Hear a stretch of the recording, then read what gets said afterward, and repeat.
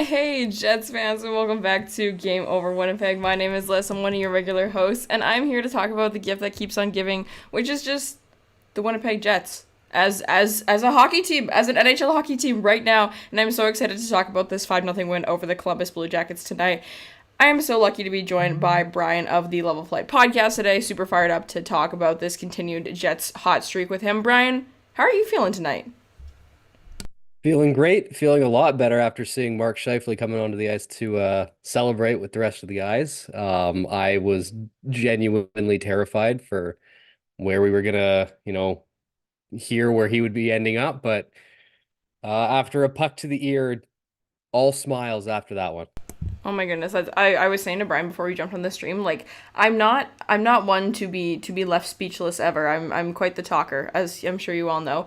But when I saw him out there, no helmet on, the big ear to ear grin, no pun intended, sorry, maybe too soon. I just the weight that was lifted off of my shoulders. Julian in the chat is saying, and yeah, we all said it.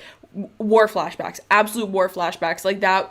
One of the most devastating, probably the most devastating play of Jets 2.0 was the Nikolai Ehlers shot that hit, by some awful fluke Brian Little in the ear and ultimately ended his career. Just super, devastating, especially considering, you never want to see that happen to anybody but someone who was as important to the city of Winnipeg and the relocation as Brian Little was.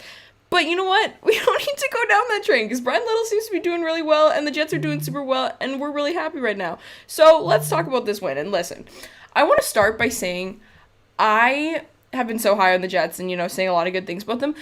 This was a game that was a perfect testament to me of, like, what's going right for the Jets right now because, and this is a whole, train of thought I'm going to bring you on with me, so bear with me. They didn't play a super great hockey game today. But the thing is with a team like this is that what you don't want them to do is ride these hot streaks and then have these super low lows to complement the super high highs. What you want is for them to play hockey games and then when they neutralize a little bit, when they kind of regress back down to just playing whatever hockey, they still find ways to pot important goals, to stop the big ones and those big moments of, shots that can, the Cole Perfetti, tap in front of the net, making sure you actually get that in the net so that all of a sudden you develop a buffer for yourself and it doesn't matter that you're not playing as strong of a game, as you might like to. And, they've played so many strong games over the last 2 months that I don't really care that this game was maybe not in my top 5 Jets games I've seen in the last little bit. But good teams find ways to win. And maybe that's a Kevin Sawyer cliche of me, but I'm going to say it and I'm going to stick with it. What do you think? Well, that was one of those things too, where when teams are struggling, like, the Jackets have all season, um, they're not exactly going to be that team that's, struggling but still managing to stay afloat. So there's a level of capitalizing that you really have to do. And it felt like any chance that the Jets got, they weren't, it wasn't one of those games like, even though like the loss against Chicago and then like the other night, you're seeing them where they're shooting the lights out and they're firing anything and everything. Uh, but tonight was one of those ones that just the volume shooting wasn't there as much, but everything was going in. So, if things are going well, like it's just the way things have been lately, where it seems like regardless of what's going on, they're just finding ways to, get it done. They had a power play goal late, even, they moved some guys around. Lowry came on to the first unit in place of Scheifele and took 16 seconds to make it 5-0. I was one of those things where you're happy to see these games that maybe they weren't playing their best against a team that wasn't, great, but when you're not at your best and you're still beating teams 5-0, regardless of who it is, it says a lot about where your game's currently at. Yeah, no, absolutely. And I gotta ask, five goals here. Which is your favorite one? What was your favorite goal of the night?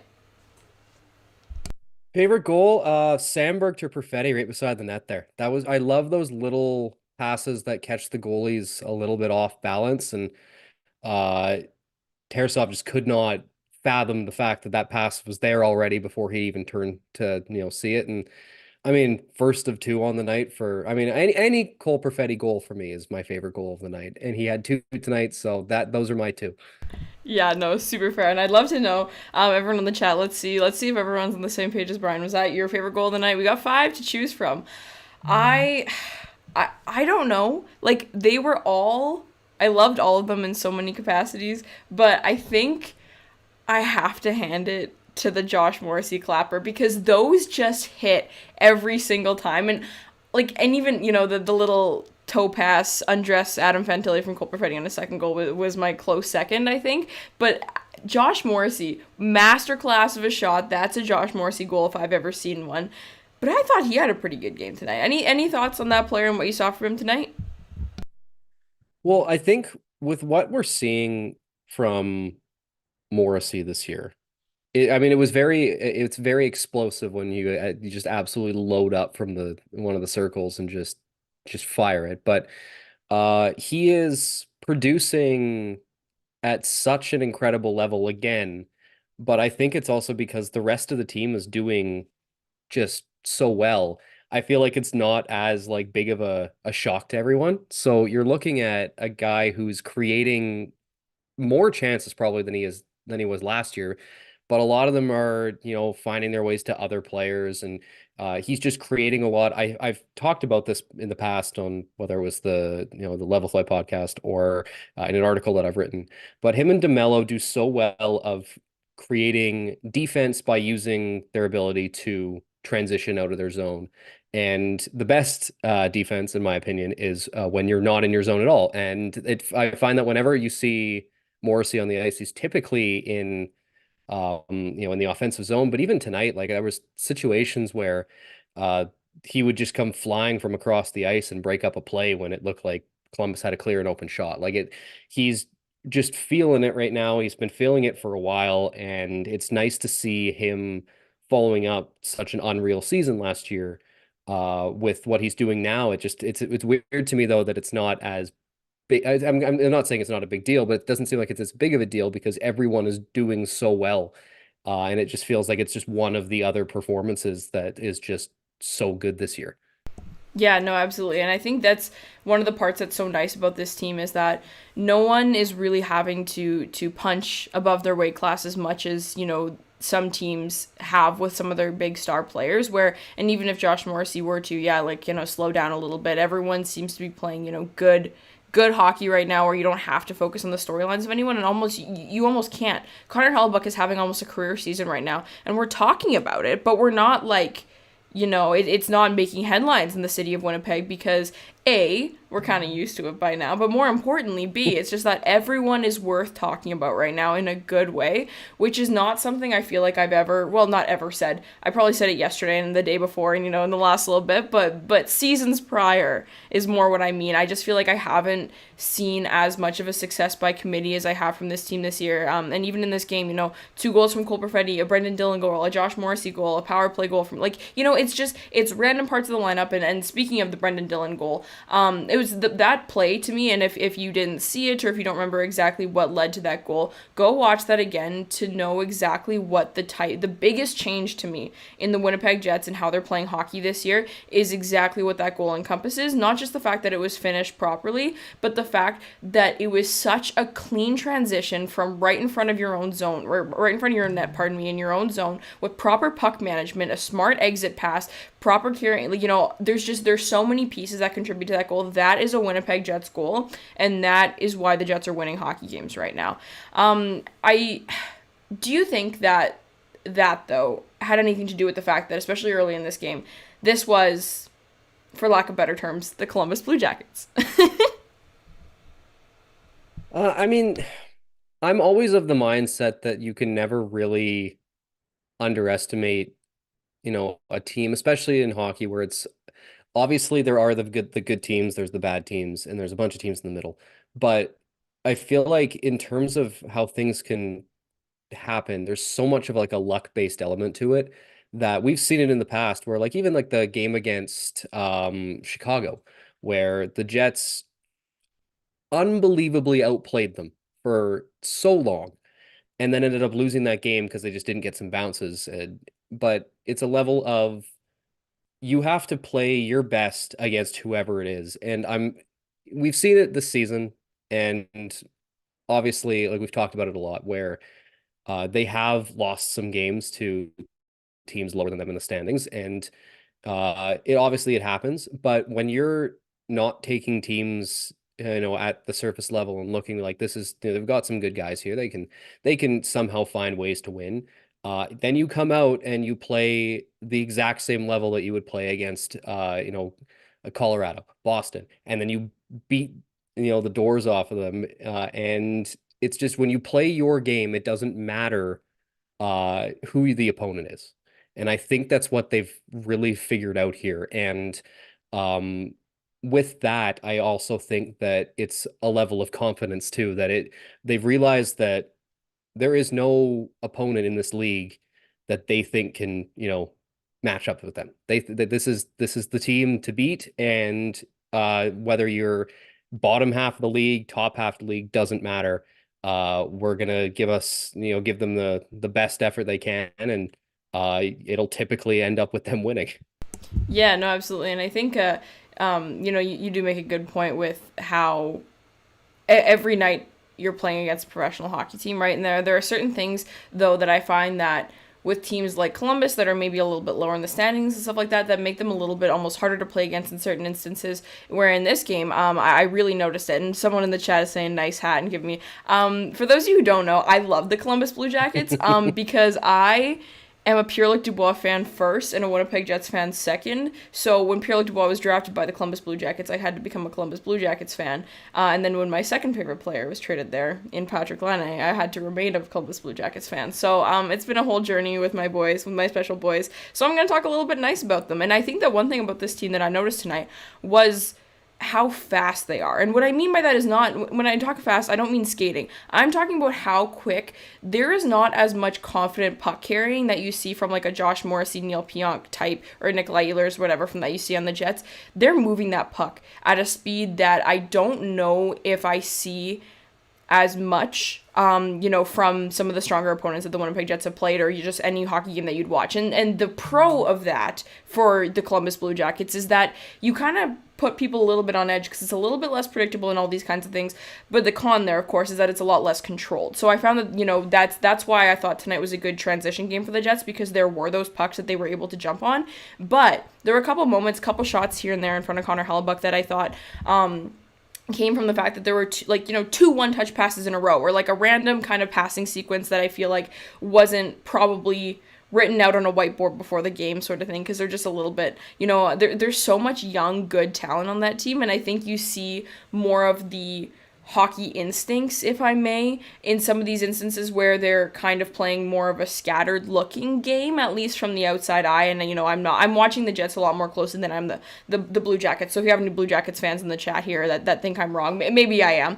But if you have a Kent Johnson or an Adam Fantilli out there, and the play isn't there because the Winnipeg Jets defense is so good, or because maybe there isn't something going right with the Columbus Blue Jackets offense, you're going to see them be able to make those small plays that come from just having that much young raw talent that's hasn't been not coached out of them yet, but we know that people kind of amalgamate with their systems and they change the way they play as they get more acclimatized to the NHL. But did you have any thoughts on the Columbus Blue Jackets game as a whole tonight and what they delivered in the Canada Life Center? Yeah, like I mean, as you said it, like there's a lot of young guys on that team, and there's also a lot of guys that I think that they have a little more to give than I think they've been, given credit for. And you're also seeing, proven NHL players struggling at a level they haven't in their entire, like for me, Johnny Gaudreau doesn't look like, obviously he's getting older, and there's the aging curve, aside from Sidney Crosby, has no exceptions. Where eventually you're going to get to a point where you're not doing what you used to be able to do. But seeing what he did for so many years in Calgary, and then since he came to Columbus, it's just he looks like an entirely different player. But I truly think that there's a level of uh, chaos in their game that can both provide them with some excitement for their fans, and you got guys like Kent Johnson who have just unreal skill that hasn't really transferred to the NHL level consistently. Part of that's just, deployment, part of that's usage. He spent some time in the AHL this year. But when you have guys who have just raw skill like that, and we can't forget what we've seen from Patrick Laine in the past. Obviously, he's not what his potential for me, like you can still see it with some of the stuff that he does, but he's been really hurt. The situation in Columbus for him has not been great. Um, but I mean, you can still see it when he's healthy and he's just ripping shots. Like you look at what they can do, and if they just have like a few good lines that they can kind of put together that just stay afloat, I think that would be a level of success for them. And by success, I just mean not sitting around the bottom of the league like they have. Like they have some talent on this roster that if put together properly, I think they could at least come out of the basement a little bit. But I think in the next couple years, if they stack the cupboards properly, because they've got some rental candidates coming up as well. So I think that they have potential.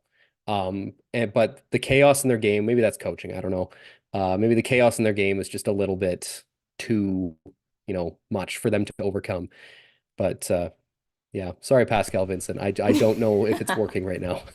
No, for sure. And I think you're right. And I could talk for I don't even know how long about some of the fun talent they have coming up. Like I feel like we still don't talk enough about Yegor Chinakhov. Like he is the coolest and like, but again, it's the same thing that you said. Maybe not fully translated to the NHL level yet. I know he's been here for a couple of years already, but it's gonna come, and I believe in it the same way. He's drafted the same year as someone like Cole Perfetti, who's getting better with every single game that passes, especially in a game like tonight. So you can't count any of these kids out yet, and we know that as they continue to shore up that lineup, there's definitely some potential there. So big fan of those guys, and always rooting for their success in the Eastern Conference, especially when they play against some of our teams up north here. And I really hope they stick it to them. They tend to be the kryptonite of the Toronto Maple Leafs, which always cracks me up. But I'll always rooting for their success, and glad they gave the Jets a good matchup tonight, and one that was not reflected in the final score in any capacity. By my books, I think the score made it look like the Winnipeg Jets came in and trounced them and just destroyed them from end to end. And I didn't feel that way watching that game. And part of, what reflects in that score is the goaltending. So, the new mayor of Winnipeg, Mr. Chuck Hellebuyck, 3D printing, legend, international influencer, or whatever we're calling him, back in the building tonight. He got to go on the mentors trip, which gave us so much content. I think I tweeted the other day, I was like, I'm going to remember this mentors trip forever. Like, it's so compatible with the good vibes that we've seen lately from this team. It keeps going, and I guess it's generational at this point. But Chuck Hellebuyck was in the building tonight, live tweeting the game as always. He And he it's even like mid game he just tweeted out that he was enjoying a Stella Stella. Artois. Just he's the vibes are high regardless of if you're playing, if you're related to like a team member, the fans. It doesn't matter. The vibes around the team are so high right now that you can just post a picture of yourself having a beer at the game. Just that's all you need. Oh, he's a guy being a dude. Like that's absolutely, and it was so good. He's live tweeting this, and I'm live reading these to my parents. I'm like, oh, guys, the second period's about to start. Chuck Hellebuyck just told us, and so, but obviously, I could talk about Chuck Hellebuyck for a while. We're having a good time with him. Had a couple laughs about him and the content we've seen from him. But his son gets a shutout tonight. I guess that is a storyline that we should talk about, and he's part of the reason that this score looked the way it did. Obviously, when you have a world-class goaltender behind you, you will have a couple games with scores that are tweaked a little bit in your favor, and tonight was one of them. What did you think of his performance? I felt like there was a lot of just very easy saves for him, like positionally. Like it just felt like he was in the right spots for most of the night. Like his anticipation was great, his side to side movement was great. It's been so good over the last while too. Like since that slow start of his, I think he's had one game since like the beginning of November with a save percentage below 915, I think. So he's been absolutely unreal. But I think it's what's interesting too is the chances that Columbus did actually get. He made it look easy, even though it very clearly was not. Like there was the play I remember off the face-off where it was a very quick shot, and he just quickly down to the butterfly, snared it with the glove, and like very flashy, but in a very simple way. But then there was another thing too where he got across and made a great toe save on a in close, chance. And it's one of those things where when you're on, and he's been on for a long time, and hard saves look easy for guys that are just feeling it. And I honestly think that when Connor Hellebuck is playing at the level of just confidence that he is. I don't think there is any team in the league that looks at that matchup and say, I don't want to shoot on this guy. Yeah, no, 100%. And I think the positional piece, like we talk about the Andre Pavliks of the world, right? Where, and not to bring him up, I feel like he's my Roman Empire. I think I bring up Andre Pavlik more often than I should. But like with the whole idea of the flashy save that comes out, and like you said, making it look easy, and that's what it means to be a good goaltender. It's not making the flashy save; it's getting into the position so you don't have to. And I think it was another night of that. Just kind of a day that ends in Y for Connor Hellebuyck and for this team. So, I think a game like tonight, it's really important to sort of acknowledge that there's a fast start. They come out the gate flying, and immediately I was like, oh yeah, this is a team that's first in the NHL. And then they took the foot off the gas a little bit in the first, and the fact that they can have those momentum swings, but they don't ever let it get too high, too low, or anything like that, so that they can continue to sustain positive performance and keep games in control. I think is just what I want to commend the most about this team, and the fact that we've seen way more high highs than we have low lows, and the fact that they're able to maintain those and not get burnt out by them or anything like that, and they're not going to crash afterwards, I think is something that I really applaud about them, and is a big reason that I think they're able to succeed, is just that discipline, the motivation that kind of goes hand in hand, and helps with those big wins that we've seen. So that kind of wraps up the main stuff I wanted to talk about this game. But a couple extracurriculars here we could talk about. Rasmus Kupari was activated from the injured reserve this morning, I believe, and was sent down to the Manitoba Moose for a conditioning stint. So, obviously that's probably a good thing for him to do. He's been out for a little while. And isn't necessarily probably going to be ready to be a high impact player the moment he comes in.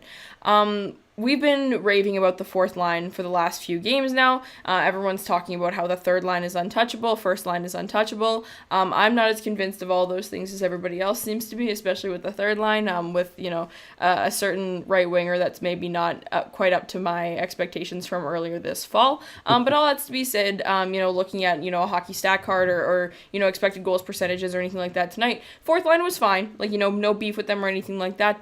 But not crazy dominant in their matchup by any means. What do you do, Brian, with Rasmus Kupari? Is he, when he's done his conditioning stint, are you putting him in the lineup? I think the way I was talking to someone about this today, and my thought is when he comes back, I think you have a long look at levels of sort of production, because you're not going to get goals and points and four straight from Dom Toninato every week. But I also think that when you're playing a fourth line, as long as you make up a certain level of similar, play styles, like if you don't change the game plan, you're probably going to find the same level of success when you're playing that type of matchup. So with Kupari, I wouldn't necessarily put it past the Jets to maybe have him a couple games just sitting in the press box at this point, with the level of sort of compete that you've seen from this fourth line. But I'm also of the mindset that if you plugged him in for Toninato, you're probably not losing all that much. It's not going to have that level of impact that, say, he was a top line player and you take him out, and then if you put him back in, it's a no-brainer. It's one of those things where you can sort of trade these little tactics and everything from a fourth line player that you're not really going to lose out much if you swap Toninato for Kupari. But I also think that it just gives them some depth, because let's be real, like, we're getting into the dog days of the season here. Someone's likely going to get hurt at some other point. You're not going to run through the rest of the season totally healthy. So having that, ability to see that Toninato looked great, especially early in his little stint here. He's come back down to earth a little bit, but that fourth line is still, providing a nice little spark. But I think with putting Kupari in, you're not going to gain or lose anything. It's not like it's moving the needle like crazy. So if you're looking to get him back in the lineup, which I'm assuming they are, uh, I think that would probably be the move for it, and I wouldn't be upset with it.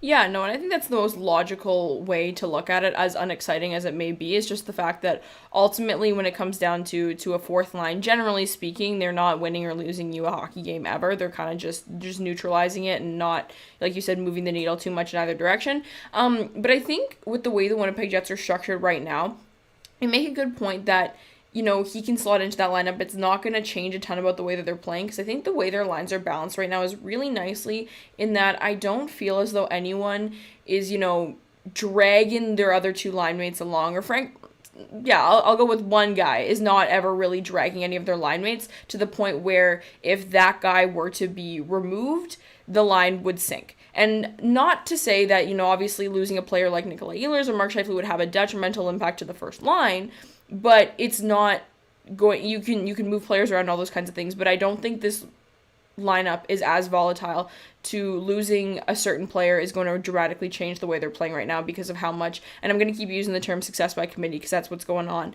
but how much, balanced lineup, success there is right now. So I think you're right, and I think, it'll be interesting to see what happens, but obviously we had the scare today, and we didn't talk about it a whole ton because it isn't really much of a storyline now that we know that he's okay.